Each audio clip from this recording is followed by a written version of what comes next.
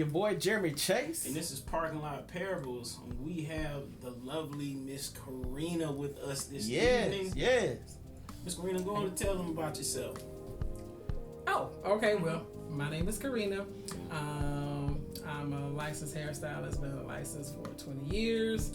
I also have my own online business called Carina So Custom, where I make custom jewelry, custom hair bows, baby headbands, just a lot of custom stuff. If I don't have it, you don't see it, I can make it for you by request. So yes. Yeah. Look at the merchandise. Peak game. Yes. Yeah. So how long? I understand. So you do what do you do? Like you do hair, jewelry. Yes. So I do mostly women hair. I do gentlemen's haircuts, but not all the fancy fades and designs and stuff like that. But women, weaves, make custom wigs, a version of custom wigs. I don't know, sew-ins, relaxers, natural hair. There's so much stuff out there. I do most of it. Most of it. It's a lot out there. Yeah. So I stay in my lane, but I do a lot of it. I would say it like that. But then you compete though, like you. Yes, when I was in Texas, I was definitely a hair competitor. Look. So I competed in different categories. I did group competition. The way the organizer had it set up, you have different categories. So I competed in like mohawk category, short weave category, just I did mostly, they would always put me in the updo categories because I was good with that. I did fantasy category twice. That was out of my element, but I tried. I won one of them, so I think I did okay. I think I did all right. Oh yeah. So yeah, I love competing. Oh yeah. Okay. Yes. Okay, so Mother's Day is coming up. You are the mother of. Yes, I have two daughters, two young adults. To me, it's my oldest daughter. She's 24. I have Sade. She's my youngest daughter. She is 22. And I am also a grandmother now. And he is 1. Yes. Look, hey, I love it. So, since Mother's Day is coming up, we're going to just talk about, how motherhood is. Like, how did it first feel like being a mom? Oh my Lord. Like, cause me and Matt, we ain't never gonna have that experience. Praise the Lord. But I'm doing it. Okay. Well, when you're a first-time parent, it's like any other first-time parents. It's scary. Oh yeah. Because you don't know what to expect. You don't know if you're gonna do a good job, or you're worried that that you're not gonna be able to really raise them right. There's a whole lot of fears that come along with it. Raising and protecting and all of that. So it's always scary being a first-time parent. You can always tell a first-time parent. Oh yeah. Yes. Yeah. So did your mom play a big role in how you raise your kids, or? Oh my goodness. Yes and no. I would say, when you have old school parents, they raise us like their parents raised them. Yeah. And so you just take from that, take some parts of that, because each generation is different, so you got to switch up your strategy. Right. That stuff that worked for them don't work for kids these days at all.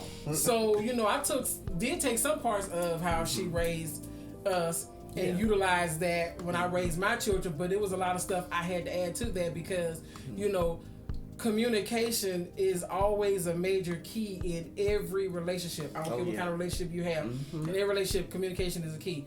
And back then, a lot of stuff is, it wasn't strong communication. Yeah. So, as far as talking about issues, rather than it was a lot of burying the issues, and I didn't do that. Yeah. I skipped all that. I didn't bury nothing. We talked about whatever. We talked about everything. Look, so I left myself open to communication.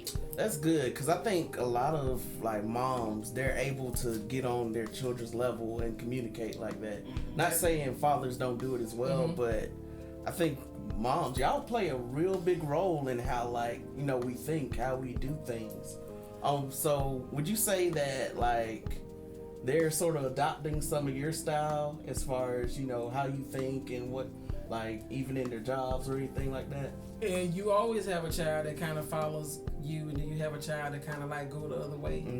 So you know, you never get to do two children. So you have one that's like you, and then one that's not like you. Yeah. Because I have two. Yeah. So you know, they do have my work ethic. Yeah. I have to say that. Good. They have my work ethic.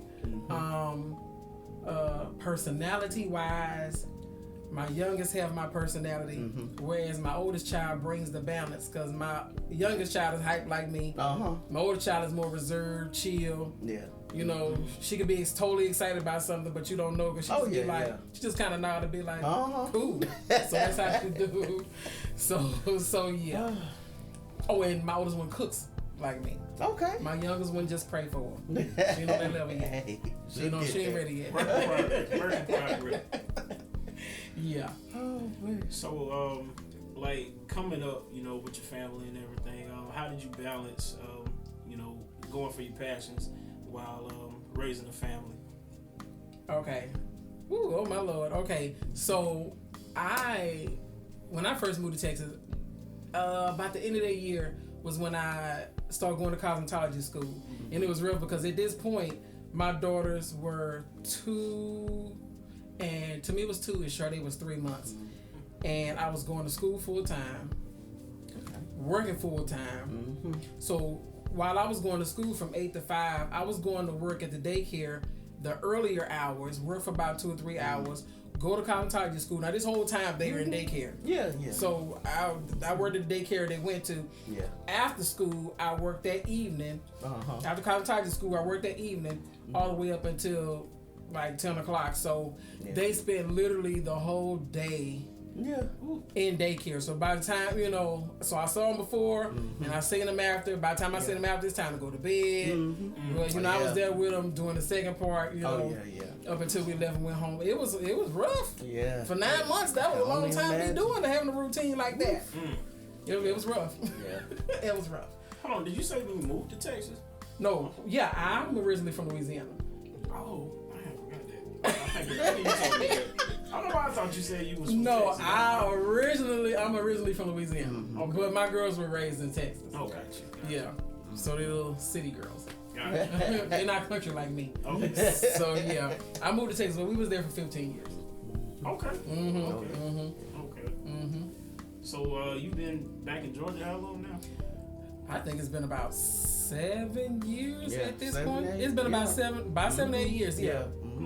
Yeah, because we got here in June 2013. Oh, it's gonna be 8 years. Yeah. Oh, it is gonna be 8 years. Okay, yeah. It's about to be 8 years. Yes, it has flown. Yeah. Can't believe it's been that long. I know. Oh my God. So long. 8 years, golly. Yeah. I think it's about around the time we all met. Yeah. Just about. Well, I think I met y'all like about a year after that. About 2014. That sounds okay, so it's not long after that. Yeah.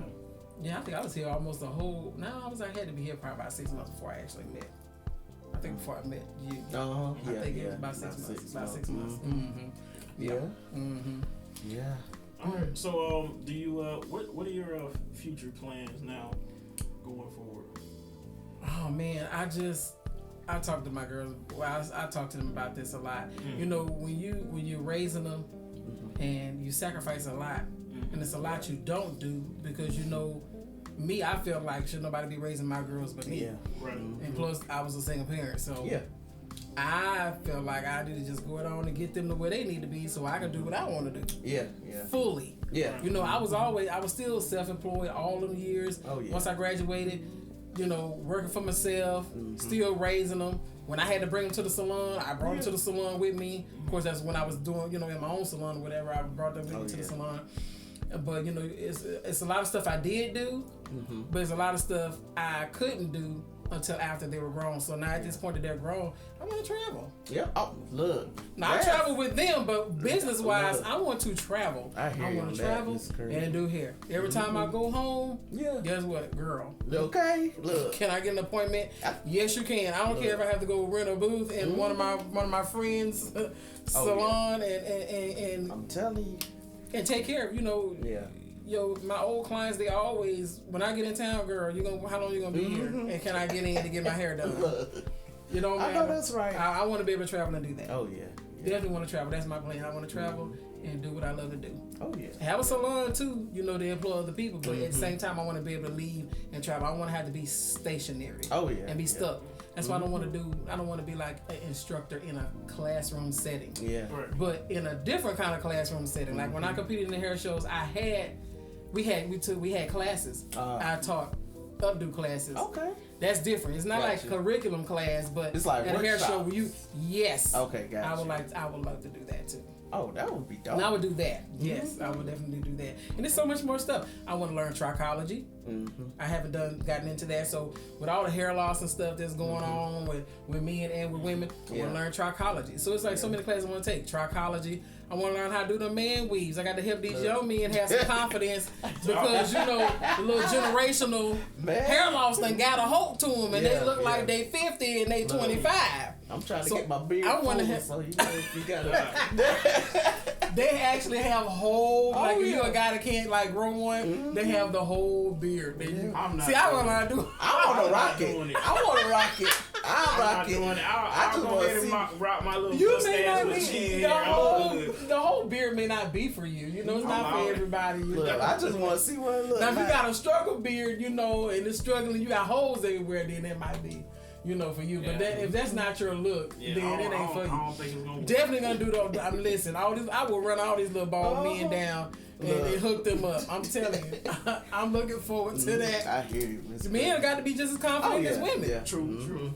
Some men they are not as confident when they approach women because of their hairlines or they got their daddy hair. And they be young men. You feel good. They will feel good. They would be way more confident. Oh yeah. So I definitely want to get that up under my belt too. So it's like plenty of stuff to do. Oh yeah.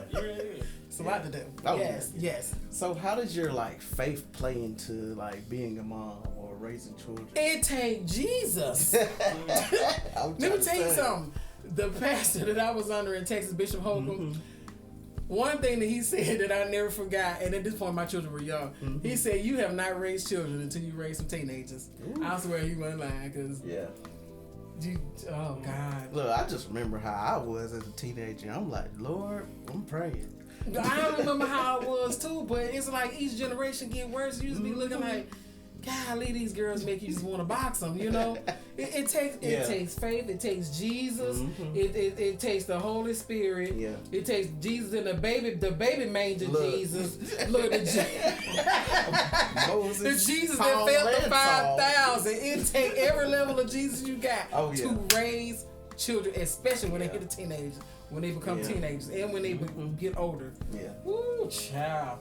Yes, it take every part of Jesus. You never really done either, and I'm like, whew. You technically not, until you get to a certain degree. But when they still young and in their 20s, they'll still need you and stuff. But it'll take a lot of faith. Ooh, gotta stay constantly praying. It keep you praying. Oh yeah. Even you don't feel like it, you open up that one eye and be like, "Woo, Lord, you already know what I got at home. Jesus, help your daughter. Lead me and guide me." Yeah. They help me to be a good mom. Because as parents, we don't have it all together either. Yeah. I have to throw it out there. It ain't all the children. I make mistakes too. But the difference between our generation, because I have friends that we all in the same age group, so I can say our generation. When you wrong, we apologize to them. Yeah, exactly. Because we don't get it right all the time.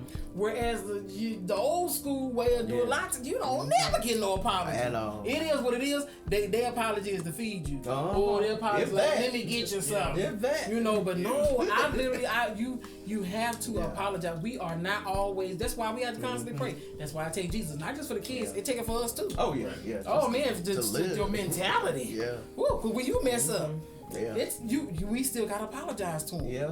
When I'm wrong, I apologize. I remember I said something so quick and dumb to me. And I had to apologize. I was like, wait a minute. When I thought back to what I said, I was like, oh, she was at work. I said, oh, let me text this girl, child. You know, I tell y'all to pray for your mama. Y'all think pray for your mama. I apologize. That was stupid. I did not mean that at all. You know, because, you know, I said, oh, child, pray for your mama. You know, kids would think you just say that. I'm pray for your mama. Exactly. We have moments, we have issues. Yeah. You know, you have a lot on your plate, depression and all of that stuff. Yeah. So I take Jesus for everybody. Just Jesus. That's what it takes. Was there like any like mom moment that just made you proud that you know have children? You know, quite a few probably. Yeah. I mean, yeah. Okay, I got it. Let me tell you what it was. Is when you raise your children, you just, for one, you be glad your kids like you. Yeah. On top of that, you know your kids love you. Yeah. Even though everybody get on each other's nerves at times. But I have to say, the biggest moment that I had with my daughters was when I was in a position to where I had to have surgery.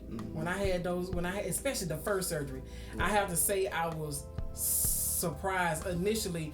Because, you know, children sometimes are selfish. Even as they get older, they don't want to. They don't, like, I don't feel like it. But when I was having those back problems, somebody had to see about me around the clock.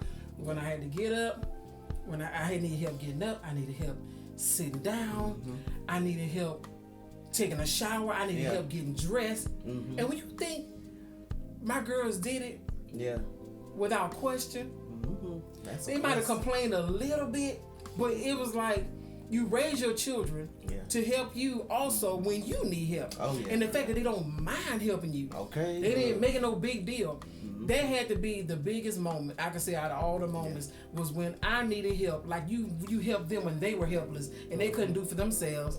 And you get in a position, not knowing it was coming, but you get in a position where you need them to help you do everything like you had to do for them, and they help you with no problem. Oh, that's how they got a puppy. I know that's right. That was their reward. They've been begging for a dog. I was like, oh, let me go get them. Let me get them this puppy.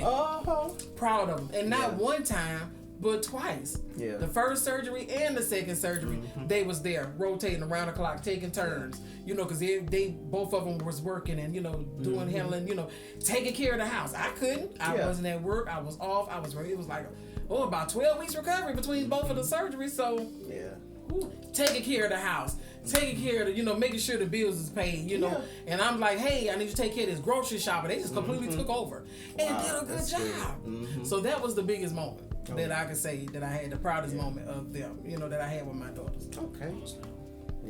Yes, absolutely. If you could say anything to the single moms that's watching, like, you know, whether it's for like raising children or seeking their passions, what would you say to them? When you first notice your children's gifts, you know, cultivate that gift. I knew, like, you know, drawing and art and you know, being creative runs in our family. Like, I was able to draw my brother, you know, my sister can draw, my nephew now can draw. And to me, I remember in elementary school, she had a project, and when I knew that she was artistic and can draw, she did a project, she did it by herself. I didn't help her, she drew everything, and I'm like, girl, what is that? And it was military related because we was living in a military town. She's like, that's the presidential limousine. Okay. Look. She made sure that car was long. She drew the little soldier with all the little camo. I was like, yeah, she got it. So I cultivated that. You know, with Sade, she at the time she loved praise dance and worship and stuff like that. So I cultivated that. She joined the dance team. She did very good at a young age. Cultivated that. She's good with writing. I pushed that. You know, cultivate those gifts when you see them, when they, you know, while they're young. They have those gifts for a reason. They don't have to be grown to have it or wait until they're teenagers. They can use those gifts now. You know, so you teach them how to, you know, help them cultivate those gifts, push those gifts. And sewing, to me, I love fashion and art, so I bought her a tablet where she could draw, where they already had the models, and she just drew the clothes on them, designed them and all that. She started designing her own shoes and doing all that stuff when she was younger. So cultivate those gifts. So when they get older, they can decide which way they want to go. You may have one gift you work on that's stronger than the other gift. You may like to do this. You may want to sew your own clothes and not necessarily be a fashion designer. You know, but you know you can still draw too. So already all of us have multiple gifts. You use that, you cultivate them, and you push that, and you encourage them. There's nothing wrong. Multiple streams of income is a wonderful thing. In these day and times, you need it. So if you start that now, you start that early and push them. You never know where they can go. They just soar after that. And you know, and being a single parent, hold on, you gonna make it. Yes, it's hard. Yes, it's rough, but you gonna make it. I mean, it's been some months that I don't even know how we got it through. When you look at it from a natural perspective, you be like, I don't even know how we made it through that. You know, but God was always there, never left us, and it was so many hard situations that I've had that God gave me peace. They were like, child, I got this thing worked out. I don't know, but I know he got that worked out, and we're gonna be fine. So, and there's so many ways that he showed me that. And that he worked out just like that. So be encouraged. Don't be discouraged. God don't never leave you. No matter how crazy it get. And it works itself out. God works it all the way out. So That's good. Well, bro, you got any other questions? I think that may be it. Like, you know, I think just being a mom is just something just that's so incredible. Like, even just from giving birth to have a whole human being inside you, like, that's a blessing. And, you know, a lot of moms don't get the credit that they deserve, you know, and I gotta give you your props, Miss Carina. You're doing a good job. Yes, because sometimes they had you wondering, like, no, you came up in this house with me? Look, I raised you. I'm trying to tell you. Yeah, it but you know what? It's a rewarding experience. It's a wonderful experience, you know. That's just like, that's your seed. You see them out there, they succeeding, they doing well. That's your child. That's you raised. Now, they're not going to make all the right decisions because we didn't make all the right decisions. But that's why you stay praying. Keep praying. God going to keep them. They're going to be okay. You know, that's how they're going to be okay. They make mistakes. They're going to mess up like we did. And like we still do. But God's still faithful. He's still consistent. And the same God that kept us will keep them. And that's how I look at that. So we want to say, you know, to all the mothers out there, Happy Mother's Day. Yes, Happy Mother's Day. Hope every mother has a great Mother's Day. Have a happy Mother's Day and stay away from the fools. Stay away from the fools. Speaking of which, you already know what time it is. Oh, yes. It is Miss Me with the Foolishness. Speaking of foolishness, see, here's a guy you could hook up right here. You know, with one of them man people. Exactly. Yeah, he missing some hair on the top. He is. So we'll get into this story. There was this man who allegedly hid from the coronavirus and the authorities in the Chicago airport for 3 whole months during the whole pandemic. So he's from California and he was arrested on a Saturday and was accused of hiding in a restricted area of Chicago O'Hare International Airport for 3 months. So the man told police that COVID-19 had rendered him too scared to travel home to California, so he just hid and stayed there. And so, you know, one of the United Airlines staff spotted him and requested his identification. And he said he removed his mask and presented a badge, but he had stole that from one of the operation managers. So now he's facing charges, you know, for hiding in this airport, which is like, that's like the worst place to hide. Like, the airport is one of the most busiest places. I freaking O'Hare. The restricted area of the airport. They said his bill is $1,000, which really ain't that high. Yeah, for that. But if he posts, they say he's prohibited from returning home. No. So he was better off taking his chances. He was better off taking the chances on the plane. I guess he might be on the no-fly list. Oh my Lord. He made it worse for himself being scared. Man. Didn't he steal a mask? Didn't you say he stole a mask? He could have took that mask and got us behind him on that plane and been at the house already. Exactly. Now who gonna come get you? Who gonna come get you? But that's just crazy. Like, how he hid for 3 whole months, and they just caught him in January. They said strangers were providing them food. No. So you have a bunch of hating in the bed going on, like. But real people don't, you gotta think they didn't know. They looked at it probably like he just needed some homeless, a head, needed a little hand out. Yeah, because a little hand up. But you running from the virus though. He took that food though. He wasn't running from that food. That's very true. Could have had. You could have had. You can't be hiding and hungry. Yeah. You can't be hiding and hungry though. You need strength to hide. Well, you been eating Corona for dinner. Yeah, that's true. Now you couldn't be too scared if he was doing all that. 36. His first name. I'm about to butcher it real quick. Aditya. I know that ain't that man name. I know that's not how you say it. Aditya? I don't know. Soon. 36 years old. Yeah, he looks stressed. Yeah. He do look stressed. That's probably why the top of his head is gone. Look, I'm telling you, he need one of them man. One of them units. That's The top of his head gone. It's gone now. It's definitely gone. You know what? That's what stress will get you. You need some beard oil, man. Yeah, that too. See that's what stress will get you. Stress will get you just empty at the top. Look. Empty. Came out looking like Moses. Look, I don't like long layovers. Ain't no way I'm staying in the airport for that long. Wow. Yeah, he had to definitely be mentally stressed not to not go home. Yeah. At least get ahead of it. You running from it instead of getting ahead of it. Well, maybe he feels safe in jail right now. I don't know. Choices. They be catching Corona like crazy. Yes, they do. Yes, they do. Yes, they do. Yes, they do. Yeah. I don't think they be supplying them with the proper supplies anyway. No. And you know how they carry on in jail. Yeah. Wow. But Yep. So go ahead and plug for everybody. Just in case they just now hopping in. Go ahead and plug your businesses one more time for the people. Okay. My website where you can shop for custom hair bows, custom jewelry, baby headbands, bow ties for men, and things like that is www.carinasocustom.etsy.com. And if you need your hair done, you can just come see me up there, Ulta at Valdosta Mall. I'm the owner, Carina there. Okay. You social media? Yes. Social. Oh yes.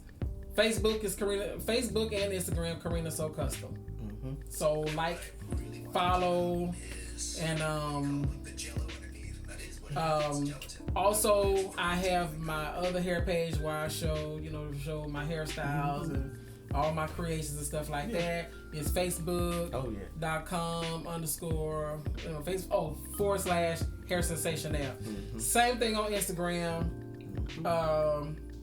Hair sensational. Oh yeah. Yeah. So go ahead and follow, guys. Yes. Cause she do some good work. Absolutely. She be turning werewolves into lovely women. I done seen it. The transformation. Yeah, Beauty and the Beast. Yes, I love a good transformation. Yes, absolutely. Of course, you can follow us, Parking Lot Parables. We on all social media platforms. If you want to follow me, Matthew with Priest on Facebook, Matthew_E_Priest on Instagram, and Unprecedented MP on Snapchat and Twitter. Oh yeah, if you want to follow me, you can follow me at The Chase Hardy on all social media platforms. And once again, this is Parking Lot Parables. We want to say Happy Mother's Day.